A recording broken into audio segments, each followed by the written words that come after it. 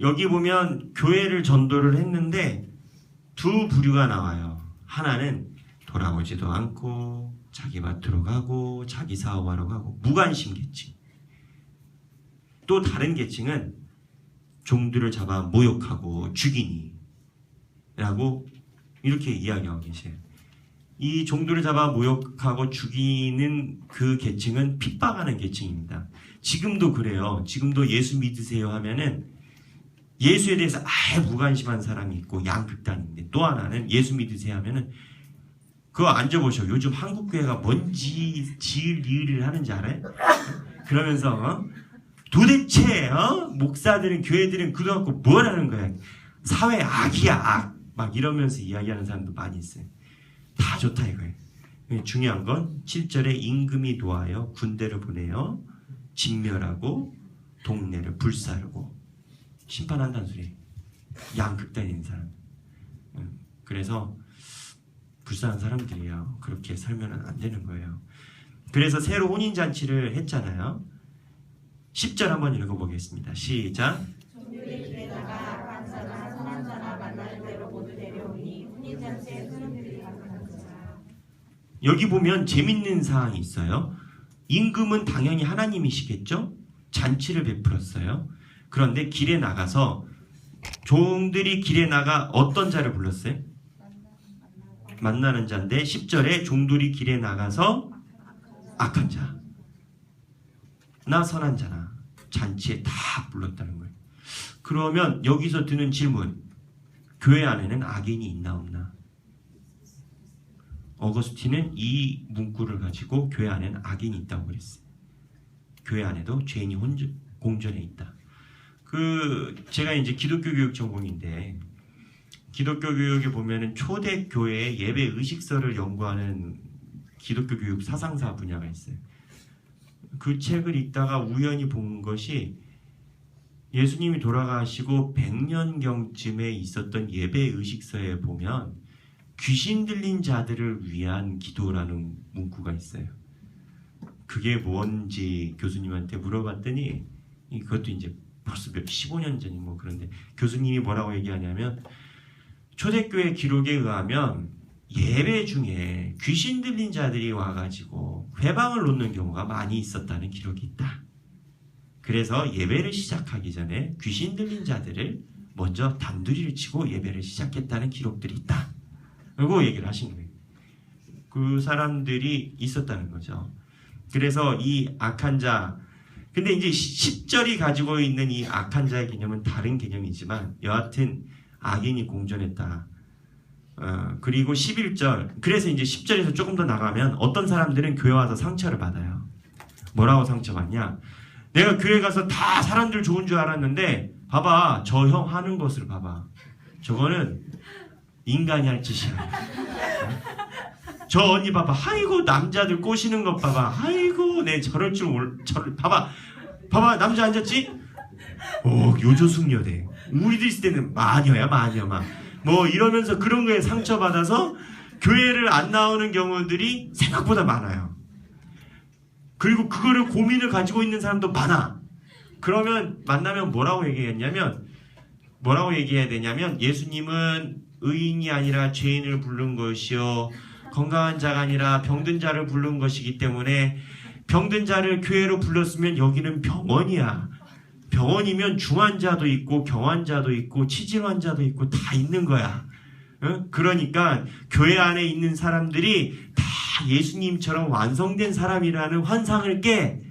우리는 교회에 사람 보러 온 게 아니야. 병원에 환자 구경하러 가? 나서려고 오지.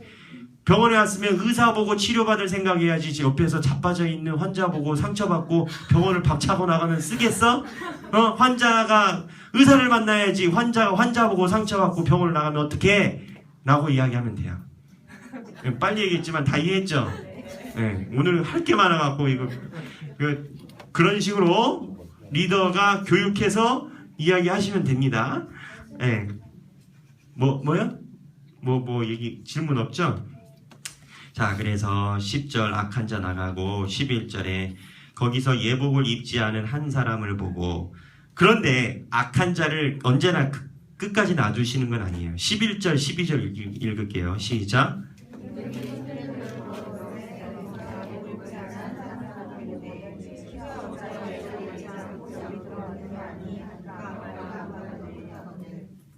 네, 들어오는 건 자유이나 거기서 가지고 있는 예식 순서를 따르지 않을 때는 책임을 묻습니다. 네? 그러니까는 여기에 들어오는 것은 자유이나 교회 안에 오는 것은 누구나 다 할 수 있으나 교회에서 가지고 있는 예배 의식을 따르지 않고 하나님이 이야기하는 질서를 따르지 않는 것에는 책임이 있습니다. 그래서 교회에 오는 사람은 많으나 하나님이 선택하는 사람은 적다. 14절 읽겠습니다. 시작. 요거는 사실 유대인을 겨냥한 것이기도 합니다. 유대인처럼, 그러니까 교회에 온다 해놓고 유대인과 똑같이 하는 일이 정확하지 않으면 고리된다. 그렇게 된다. 이런 겁니다. 15절부터 이제 17절에 보면 재밌는 내용이 있어요. 요거 한번 읽어봅시다. 15절, 16절, 17절 시작.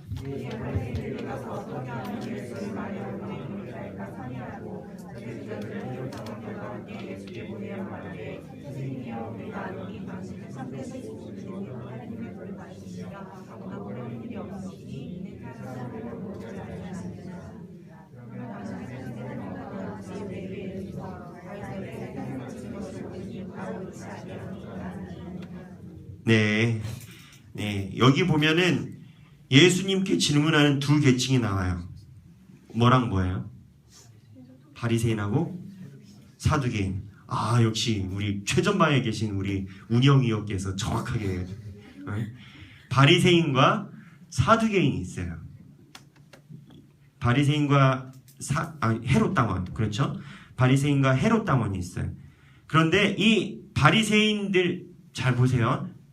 바리새인들은 제가 얘기한 적이 있지만 마카비 혁명을 통하여 독립운동을 주장하다가 끝까지 죽은 사람들입니다. 그들의 후예입니다. 독립운동가들이에요. 이 사람들은 로마에 반대하는 사람들입니다. 헤롯 당원은 요거는 우리로 보면 친일파입니다.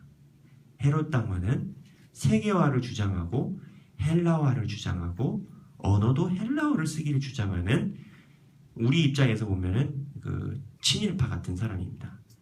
이 둘이 지금 합쳤어요. 왜 합쳤냐? 가이사에게, 가이사는 누구냐면 카이사르인데, 카이사르는 로마의 황제입니다.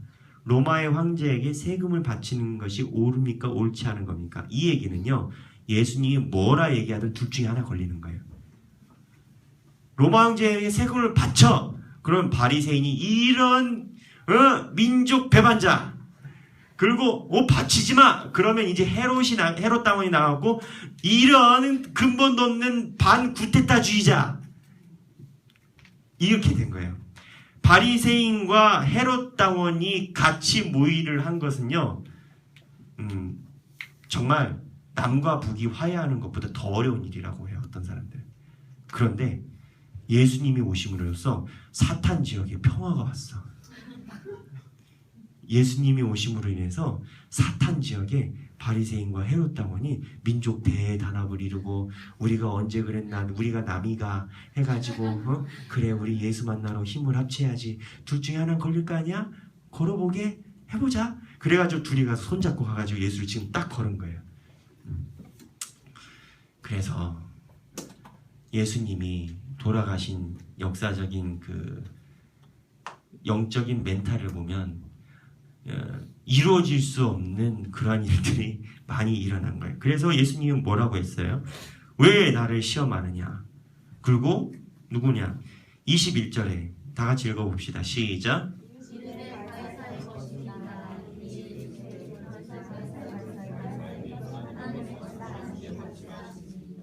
네, 이게 예수님이 교묘하게 피해 가신 거예요. 카이사르의 것은 카이사르한테 주고 하나님 것은 하나님 것한테 주면 되지. 왜 그렇게 생각해? 이거 대부분의 신학자들은 정치와 종교가 분리돼야 되는 게 아니냐. 예수님은 그렇게 이야기하셨다 그래요. 나도 그 부분에 동의는 해요. 그 정치와 종교의 분리에 대해서 이야기는 하셨어요. 그런데 거기에서 또 아까 이야기했듯이 정치와 종교가 실생활에서 완전히 분리될 수가 없어요. 아까 성전 문제라든지 갈아엎은 것이라든지. 그럼 여기서 무슨 차이가 있냐? 정치인과 기독교인의 차이를 우리가 인식을 해야 돼요.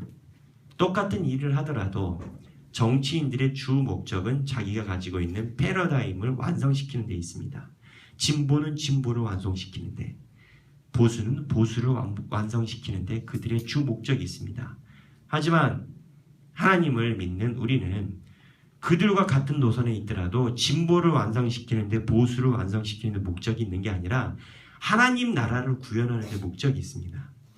똑같이 가난한 사람을 돌봐줘도 진보는 무언가 프롤레타르 계급에 의해 혁명이 해야만 유토피아가 온다는 개념으로 가난한 사람을 도와주지만, 우리는 그 패러다임으로 가난한 사람을 도와주는 게 아니라 하나님이 약하고 가난한 사람 도와주라고 하기 때문에 도와주는 겁니다.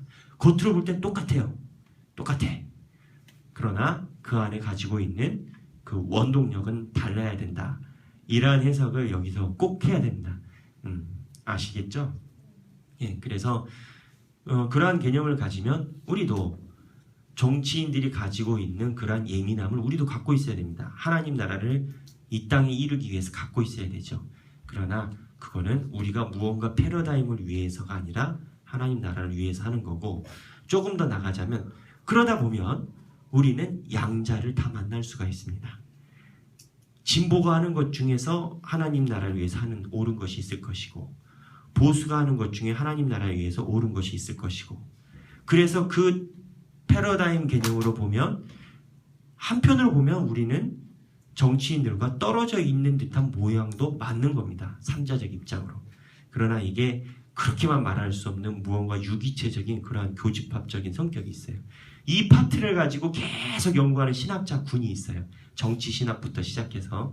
그거 보면은 아주 재밌어요. 머리도 복잡하고. 처음에 읽을 때 한 페이지 넘어가는데 막 1시간도 걸려. 뭔 소리야 이게 막 그러는데, 여하튼 그러한 개념을 가지고 신앙생활을 하는 게 중요하다. 23절에 또 이제 재밌는 양반이 나와요. 다 같이 읽겠습니다. 시작.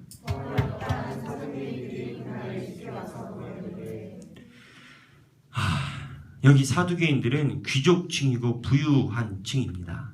사두개인들의 특징은 보수적이고 모세 오경만 중요하다고 생각합니다. 이 사두개인은 민족주의자인데 바로 구전을 중요시하고, 더 중요한 건 이 사두개인들은 내세가 없다고 생각합니다. 그래서 이제 이번엔 참 내용이 많네. 신명기 25장 5에서 10절에 보면 적어놔요. 신명기 25장 5절부터 10절에 보면 수혼법이라는 게 나옵니다. 거기 보면 형제가 죽으면 첫째 형수를 내가 데리고 살고 내가 이거 설교 때 이야기한 적이 있는데 기억나요? 오, 훌륭해. 역시 리더분이라 그런지 대부분 설교 내용 기억 못하거든. 유통기한이 1박 2일이거든 대부분. 근데 우리 리더들 훌륭해요. 좋은 설교도 아닌데 기억해주고. 어쨌든 수혼법에 의하면 인권을 위해서, 인권을 보증해주기 위해서 하나님이 했다고 얘기를 했잖아요. 여성의 인권을. 그러면 이제 이들은 요 똑같은 걸 가지고 끝을 잡아서 싹 바꾼 겁니다. 이 성경에 보면 예수님이 제일 싫어했던 행동, 하나님과 극하게 대립했던 행동들은 대부분 다른 것을 가지고 와서 하나님께 치고 들어온 것이 아니고, 그것은 이빨도 안 들어가. 근데 하나님 안에 있는 것을 뒤에를 싹 바꾼 것들이 대부분 큰 범죄로 나오고 하나님이 경노를 하신 경우가 많아요. 지난주에 이야기했던 우상숭배 문제라든지, 내일도 이제 신명기 그 내용에 대해서, 내일은 신명기 본문이 11장이었나? 11장인가 그래요. 하여튼 그 내용인데 내일도 그러한 내용이 나갈 건데 이 사두개인들은 그것을 바꿔가지고 예수님에게 뭐라고 질문했냐면 그러면 우리는 부활이 없다고 본다. 응? 네 말대로 부활이 있으면 수원법에 의해서 이렇게 됐는데 그 사람들은 어떻게 다 되느냐? 그 누구 와이프야? 이렇게 물어봐요. 근데 예수님이 말하는 건 두 가지 포인트예요. 하나, 부활은 있다. 두 번째, 부활의 상태는 인간의 정욕, 소유욕, 식욕, 만족해야 되는 그러한 오감이 유지되는 상태가 아니라 에덴 동산처럼 무언가 새로운 형상을 가진 상태이다. 고로 그 상태에 우리가 살아있었던 의식은 있으나 너희가 생각하는 것처럼 결혼해야 되고 먹어야 되고 부부관계로 또 뭐 성관계해야 되고 이러한 개념으로 살아있는 것은 아니다 라고 이야기를 한 거예요. 그래서 살아있는 자의 하나님이 죽은 자의 하나님이 아니요 살아있는 자의 하나님이시다. 이것이 뭐냐면 살아있는 자의 하나님이면 부활하고 살아난다는 거예요. 그리고 30절에 부활 때는 장가도 안 가고 시집도 안 가고 하늘에 있는 천사들과 같으리니 이 얘기는 너희들이 생각하는 것처럼 먹고 마시는 것이 없어지고 부활을 하게 되면 무언가 태초의 하나님의 형상을 회복해서 있다는 거예요. 이제 나중에 기회가 되면 하나님 형상만 가지고도 제가 설교를 한번 하려고 해요. 이 하나님 형상만 가지고 제가 아직 공부가 약해가지고 쉽게 이야기할 자신이 안 나서 손을 안 대고 있는데 이 하나님 형상이란 개념에서 오는 우리의 상태가 있어요. 우리가 바라보고 존경하는 대로 바뀝니다. 성경에 전체적으로 나오는 우상 숭배의 모습은 우리가 바라고 존경하고 소중하는 대로 인간의 모습이 바뀌어졌어요. 그게 그레고리 베일이라는 신학자가 평생 동안 연구해서 발표해낸 논문이 하나 있는데 무슨 소리냐면 예수를 믿어도 돈을 바라본 사람들은 돈의 형상대로 바뀌어서 임종을 맞이하게 됩니다. 예수를 믿더라도 명예만 쫓은 사람은 명예의 형상대로 바뀌어서 죽게 됩니다. 왜냐하면 우리 태초에 하나님의 형상을 거울처럼 반영하게 창조되어 있기 때문이라는 거예요. 여하튼 하나님을 제대로 믿은 사람은 태초의 형상을 회복해서 부활 때 그런 모습이 없다는 거예요. 이해되죠? 넘어갈게요. 갈 길이 거의 다 왔어. 그래서 34절에 어떤 율법이 큽니까? 36, 7, 8, 9 읽어보겠습니다. 시작.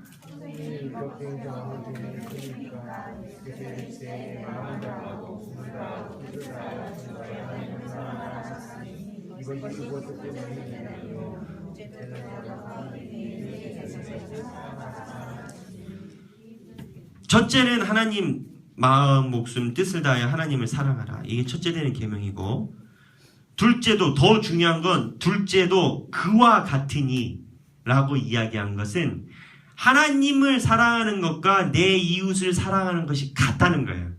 첫째, 둘째로 이야기를 했지만 첫째와 둘째가 양분할 수 없다는 거예요. 하나님을 사랑하는 사람은 당연히 이웃을 사랑해야 된다는 거예요. 하나님을 사랑한다고 해놓고 이웃을 사랑하지 못하는 것은 이 계명에 들어오지 못한다는 거예요. 쉽죠? 예. 그리고 41절부터 46절에 보면 뭐 다윗의 자손 누구시오? 이거 이제 물어보는 게 있어요. 이거는 좀 신학적인 건데 예수님께 물으시되 그리스도에 대하여 어떻게 생각하느냐? 누구냐? 다윗의 자손이다. 그러면 다윗이 선배 이게 무슨 소리냐면 예수님이 그리스도가 다윗은 예수님 오시기 전에 한 800년 전, 900년 전 그 이전에 태어났던 사람이에요. 근데 그리스도가 다윗보다 더 높다고 해요. 그런데 예수님이 다윗보다 더 높은 나는 요한계시록에 보면 하나님의 아들이라고 그래요. 그러니까 유대인들이 뭐라고 질문하냐면 야 다윗이 너보다 나이가 많은데 네가 그리스도면 다윗의 형님이라고 해야지 네가 다윗보다 위에 있는 식으로 얘기를 하냐. 그랬더니 예수님이 뭐라고 하냐면 시편 읽어봐. 다윗이 그리스도가 오면은 내 주라고 표현했어. 나처럼 개념을 갖고 있는 것이 성서적으로 맞는 거야. 이 얘기를 하는 거예요. 이해돼요? 이건 안 되면 패스해도 돼요. 이건 신학적인 내용이니까. 여기까지. 질문. 아침이라 질문이 없죠. 네. 궁금한 점. 자, 그러면 우리 학습부장님 통해서 들어온 질문 답해 줄게요. 19장 질문입니다. 예전엔 일부 다처제가 당연시되던 때가 있었고 지금도 일부 다처제의 문화를 가진 민족들이 있는데 하나님께서 이런 문화를 보실 때 죄라고 여기실지 아닐지. 예전 들었던 설교에서는 일부 일처제가 하나님께서 허락하신 결혼의 모습이라고 알고 있는데 모세라든지 다른 분들은 일부 다처제로 사셨는지 궁금하다고 하네요. 네, 모세는 와이프가 몇 명이었어요? 한번 해봐야 되겠다. 한 명이었다. 손 들어봐요. 자, 내려봐요. 숫자는 정확히 기억 안 나나 한 명보다 많았다. 네, 이게 맞아요. 모세는 이 와이프 문제 때문에 구테타가 일어났습니다. 이제 민수기 가면서 한번 보겠지만 미리암이 구스 여자를 취할 때 난리를 폈어요. 결론은 어떻게 됐어요? 하나님이 이제 미리암을 징벌을 하셨죠. 모세의 손을 들어주셨죠. 이스라엘 구스 여자는 이방 여자예요. 모세가 이방 여자를 광야에서 진격하다가 이방 여자를 취한 거예요.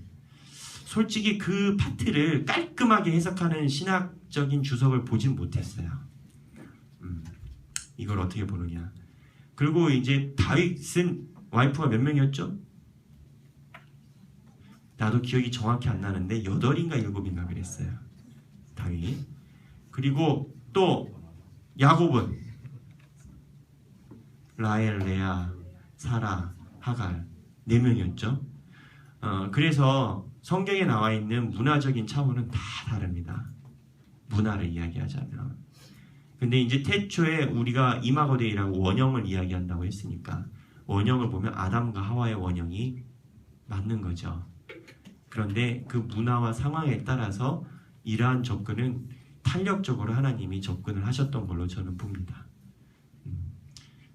이런 이야기를 하면 남자들은 막 마음속에 희망을 막 가져요. 내가 왜 이 세상에 태어났을까? 거꾸로 여러분 그 여자가 더 많이 남자들을 거느린 데도 있었어요. 그런 민족도. 그러니까 뭐 그냥 문화적으로 이러한 탄력들이 있었다 정도 이해하시고 여러분들 삶에 희망을 갖고 그러지 마시고 그렇게 하시면 될 것 같아요. 네. 답이 됐나요? 이거 질문하신 분? 네. 그래서 성경을 연구하다 보면 문화를 연구할 수밖에 없고 문화를 연구하다 보면 또 정치를 연구할 수밖에 없고 막 이렇게 딱 연계가 돼 있어요. 그래서 할 일이 많아요. 네. 또 질문.